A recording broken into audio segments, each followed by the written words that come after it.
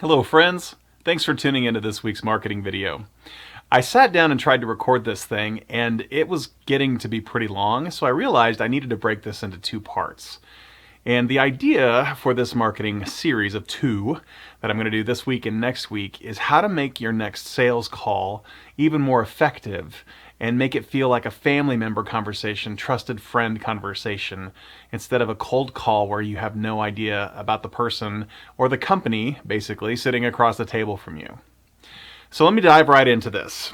The first thing we're going to talk about is the research. So this part one is going to be about what I do before I ever go meet with somebody that I got referred to talk about doing one of the three things that I do, which is blogging, LinkedIn training, and website development for companies here in Kansas City, primarily in Kansas City. And the first thing that I do is, this is a funny one, I actually search my email for the company name and the person's name before I start anything else, because it's amazing. I've been doing this since I've been a Blue Guru since 2009. And it's interesting how sometimes I've been connected with people 10 years ago, had an initial sales conversation. It didn't necessarily go anywhere at that time, and then off my radar for years, so I've kind of forgotten about it. And then they might crop back up under a different company name or something else. So by searching for their company name and the person's name in my email, I have actually a few times stumbled across, oh yeah, we've already had a conversation about this stuff. So I'm not having that awkward, when we first sit down together, meeting of, yeah, we've already talked before. So that's first thing, search your email. The next thing that I suggest people do is go to their website.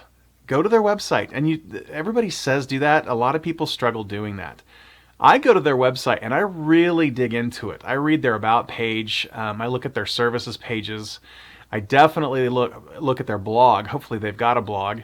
And yeah, that's self-serving because I do blogging with companies for a living. But I look at their blog because if they're doing a good job, well, I also look to see if their last blog was 4 years ago, because that also tells you something. But a lot of times companies are getting that strategy executed properly, and you can see the things that they're doing in the community, for their team, with their clients, and all that. And it teaches you a lot about a company very quickly if you take a look at their blog. The next thing I do is I go into LinkedIn and I look at their company page. I pull up their company page and I look for their status updates of the things that they've been doing recently. So when you go to their website, you're figuring out what they do.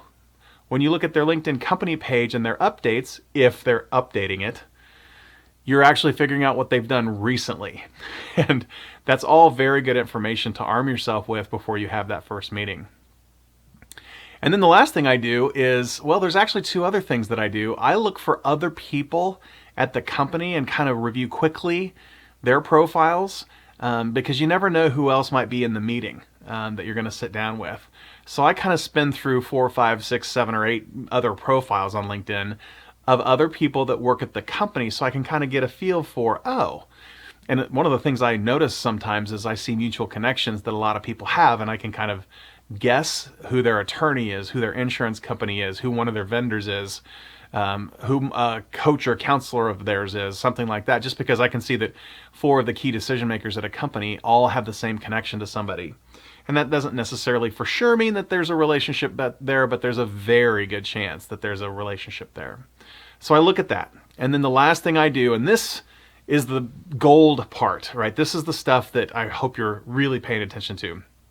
I go look at the mutual connections that we have in common, and I start making notes about, not even on paper, I just do it in my head of, okay, oh yeah, there's David, and I know him from whatever, and there's John, and I know him from whatever, and Sally, and I know her from whatever, so that when I am ready to sit down with that customer, that prospect for the first time, I have a really good feel for a bunch of people that we know in common, with the whole goal of coming to that sales table prepared.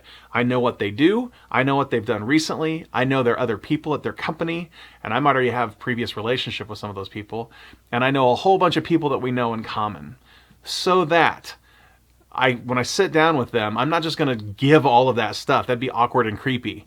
But I am prepared to work some of that information in to the conversation. It's not really a tactic.